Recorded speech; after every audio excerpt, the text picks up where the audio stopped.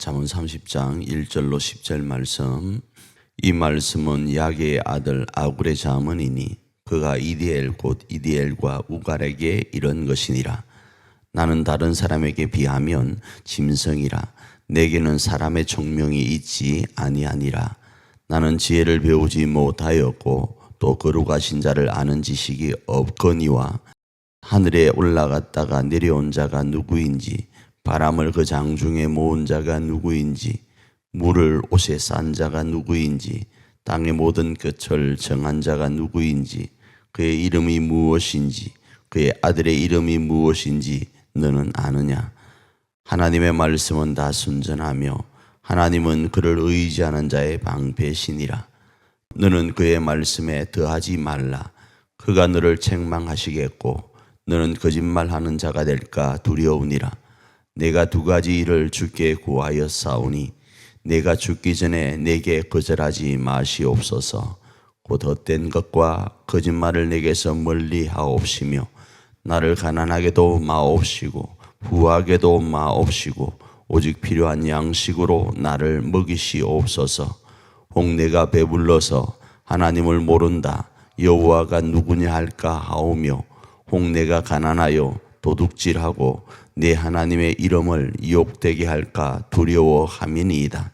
너는 종을 그의 상전에게 비방하지 말라. 그가 너를 저주하겠고 너는 죄책을 당할까 두려우니라. 오늘 우리가 읽은 잠언 30장 말씀은 야게의 아들 아굴의 잠언이다 이렇게 말씀을 합니다. 이 아굴이 누구인가에 대해서는 우리가 잘 알지 못해요. 그러나 알 수 있는 한 가지는 이 아굴은 지혜자였다라는 겁니다.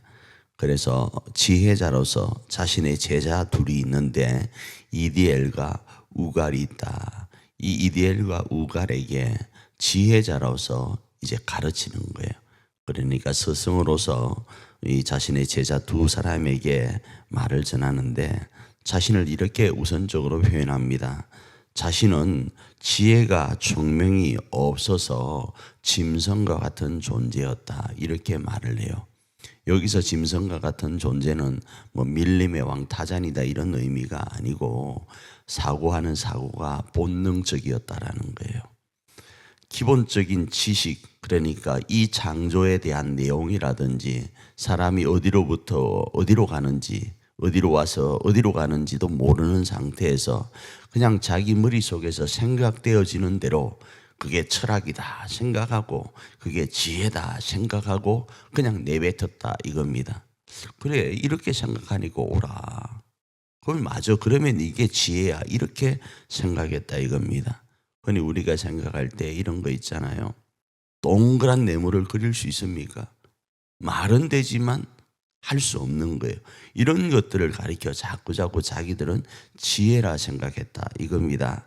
그걸 뭐라고 이야기하는가? 자기가 다른 사람, 지혜 있는 사람에 비하면 짐승과 같은 사람이었다. 그래서 그 모습을 보니까 자기에게는 총명이 없었다라는 겁니다. 그 내용이 뭔가를 바라보니까 거룩하신 이를 아는 지식이 없었다라는 거예요. 천지를 누가 다스리는지, 바람을 누가 장중에 잡고 손 안에 집어넣고 다스리는지, 물을 옷감 같은 데 있잖아요. 물을 이렇게 감싸 놓는 이가 누구인지, 우리가 아는 것처럼 바닷물이 감싸여져 있지도 않고, 여러분 지구가 둥그렇대요. 저도 바깥에 안 나가봐서 잘 모르겠는데 둥그렇대요. 거기 어떻게 물이 이렇게 가만히 떠 있죠? 신기 안 합니까? 공중에 이렇게 떠 있는데 그 물이 떨어져야 될 거 아니겠어요? 그런데 우리는 지금 이게 지구가 넓다고 생각해서 그냥 이렇게 있으니까 있는 걸로 하지만 우주라는 공간 안에 이 지구가 공간에 떠 있는 거 아니겠어요? 그럼 떨어져야죠. 그런데 그렇지 않는 이유를 여러분 아시냐 이 이야기를 지금 하고 있습니다. 그러니까 물을 가두고 계신 분이 누구신가? 그리고 땅의 끝을 정하신 분이 누구신가?